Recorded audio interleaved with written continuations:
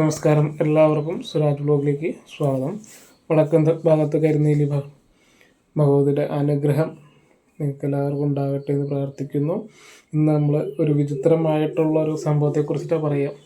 അപ്പോൾ വാസ്തുശാസ്ത്ര വിധി പ്രകാരം നമുക്ക് നമ്മുടെ വീട്ടിലേക്ക് തവള അടിക്കടി വരുന്നത് അല്ല, സ്വാഭാവികമായിട്ടും കാട് പ്രദേശങ്ങളിൽ തോടിൻ്റെയൊക്കെ അടുത്താണെങ്കിൽ തവളകളൊക്കെ വരും. എന്നാലും അല്ലാത്ത സ്ഥലങ്ങളൊക്കെ ഉണ്ടല്ലോ, അപ്പോൾ അങ്ങനെയുള്ളതിനെ കുറിച്ചിട്ടാണ് പറയാം.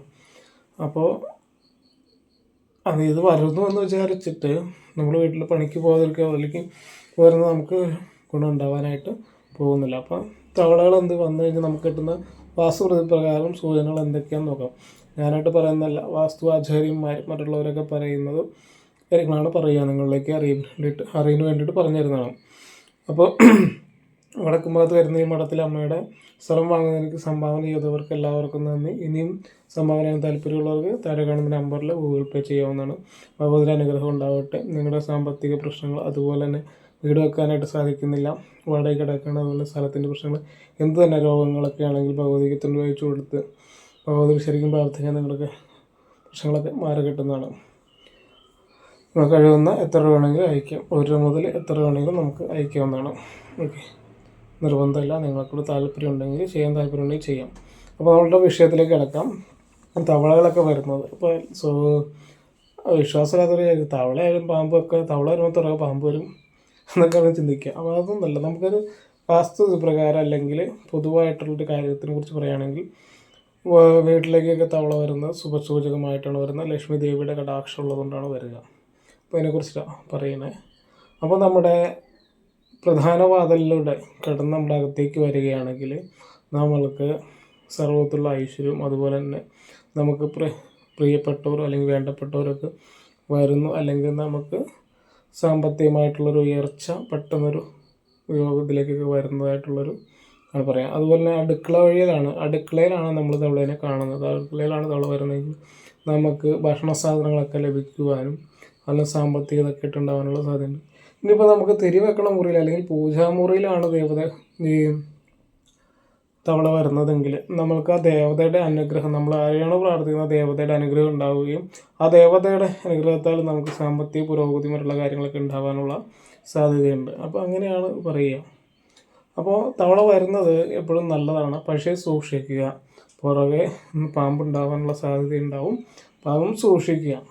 അതെന്ന് വെച്ച് കഴിഞ്ഞാൽ തവളയൊക്കെ വരുന്നതൊക്കെ നല്ലതാണെന്നും പറഞ്ഞുകൊണ്ട് വീട്ടിൽ തവളേനെ എപ്പോഴും കയറ്റല്ല ചെയ്യേണ്ടത്. അകറ്റ് നിർത്താനൊക്കെ നോക്കുക, പരമാവധി ശ്രദ്ധിക്കുക. തവള വന്നു കഴിഞ്ഞാൽ പാമ്പ് വരും. ഓക്കെ, അപ്പോൾ അതിനെ ശ്രദ്ധിക്കാം. മഴക്കാലമൊക്കെ ആകുമ്പോൾ കൂടുതലും വരും. അല്ലാതെ മഴക്കാലത്ത് വരുന്നതോ കാര്യങ്ങളെ കുറിച്ചിട്ടല്ല പറയാം. ഓൾറെഡി പൊതുവെ മഴക്കാലം അല്ലായിരുന്നിട്ട് പോലും തവളകളൊക്കെ വീട്ടിലേക്ക് വരുന്നത് ഏറ്റവും ശുഭസൂചകമായിട്ട് പറയുന്നതാണ്. അപ്പോൾ ചിലവർക്ക് തവളനെ കാണാൻ പേടിയുണ്ടാവും, ചിലവർക്കത് പേടി അല്ലെങ്കിൽ ഒരു അറപ്പ് അങ്ങനെയുള്ള സംഭവങ്ങളൊക്കെ ഉണ്ടാവും. പരമാവധി നോക്കുക, ശ്രദ്ധിക്കുക.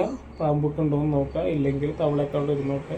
പിന്നെ അതുപോലെ ഭക്ഷണ സാധനങ്ങളൊക്കെ അടച്ചു വെക്കുക. ചെറിയ തവളകളൊക്കെ ആണെങ്കിൽ നമ്മുടെ ഭക്ഷണത്തിലൊക്കെ ചാടാനുള്ള സാധ്യതയുണ്ട്. അപ്പോൾ അതുകൊണ്ട് ഭക്ഷണ സാധനങ്ങളൊക്കെ അടച്ച് സൂക്ഷിക്കുകയൊക്കെ ചെയ്യുക. അപ്പോൾ ഇന്നത്തെ വീഡിയോ നിങ്ങൾക്ക് ഉപകാരപ്പെട്ടെന്ന് കരുതുന്നു. അപ്പോൾ നിങ്ങൾക്ക് കിട്ടിയ അറിവ് മറ്റുള്ളവരിലേക്ക് പകർന്നു കൊടുക്കുക. അതുപോലെ തന്നെ വടക്കുംഭാഗത്ത് കരുനീലി മഠത്തിലെ അമ്മയുടെ അനുഗ്രഹത്തിനായിട്ട് നിങ്ങൾക്ക് സ്ഥലം മേടിക്കാനൊക്കെ കഴിയുന്നില്ല, വീട് വെക്കാൻ സാധിക്കുന്നില്ല, രോഗദുരിതങ്ങളെ കൊണ്ട് കഷ്ടപ്പെടുന്നവർ, ദാമ്പത്യ ബുദ്ധിമുട്ടൊക്കെ അനുഭവിക്കുന്നവർ, നിങ്ങൾക്ക് ഭഗവതിയുടെ സ്ഥലം മേടിക്കുന്നതിന് സംഭാവനയായിട്ട് ചെയ്യാവുന്നതാണ്. താല്പര്യമുള്ളവർക്ക് സംഭാവന ചെയ്യാം. 1 രൂപ മുതൽ എത്ര വേണമെങ്കിലും നമുക്ക് അയക്കാവുന്നതാണ്. താഴെ ഗൂഗിൾ പേ നമ്പർ കൊടുത്തിട്ടുണ്ടാവും. അപ്പോൾ എല്ലാവർക്കും ദേവിയുടെ അനുഗ്രഹം ഉണ്ടാവട്ടെ എന്ന് പ്രാർത്ഥിച്ചുകൊണ്ട് വടക്കുംഭാഗത്ത് കരുനീലി മഠത്തിലെ അമ്മയുടെ അനുഗ്രഹം പ്രാർത്ഥിക്കുന്നു. അതുപോലെ തന്നെ വരുന്ന ഫെബ്രുവരി 16-ാം തീയതി ഭഗവതിക്ക് അമാവാസി ശാക്തേയ പൂജ നടക്കുകയാണ്. അപ്പോൾ നിങ്ങൾക്ക് അടുത്ത് പങ്കെടുക്കാം. ശാക്തേയ പൂജയ്ക്ക് 101 രൂപ നിരക്കിലാണ് നമ്മൾ ചെയ്യുന്നത്. അതുപോലെ തന്നെ കർമ്മം ചെയ്യുന്നത് നമുക്ക് 1001 രൂപയാണ് കർമ്മം ചെയ്യുക. പിന്നെ അതുപോലെ തന്നെ വറപൊടികളിലൊക്കെ വെക്കുന്നതിനും 101 രൂപ ഉള്ള എന്തെങ്കിലും കാര്യങ്ങളൊക്കെ അറിയണമെങ്കിൽ നമുക്ക് ദേവിയുടെ പൂജാതി കാര്യങ്ങളൊക്കെ അറിയണമെങ്കിൽ താഴെ കൊടുത്തിരുന്ന വാട്സാപ്പ് നമ്പറിലും നിങ്ങൾക്ക് ബന്ധപ്പെടാവുന്നതാണ്. അപ്പോൾ അതുകൊണ്ട് എല്ലാവർക്കും ദേവിയുടെ അനുഗ്രഹം ഉണ്ടാവട്ടെ എന്ന് പ്രാർത്ഥിച്ചിട്ടുണ്ടെങ്കിൽ, മഹാൻ അനുഗ്രഹം ഉണ്ടാവട്ടെ എന്ന് പ്രാർത്ഥിച്ചിട്ടുണ്ട്. അടുത്ത വീഡിയോ ഇവിടെ അവസാനിപ്പിക്കുന്ന എല്ലാവർക്കും നന്ദി, നമസ്തേ.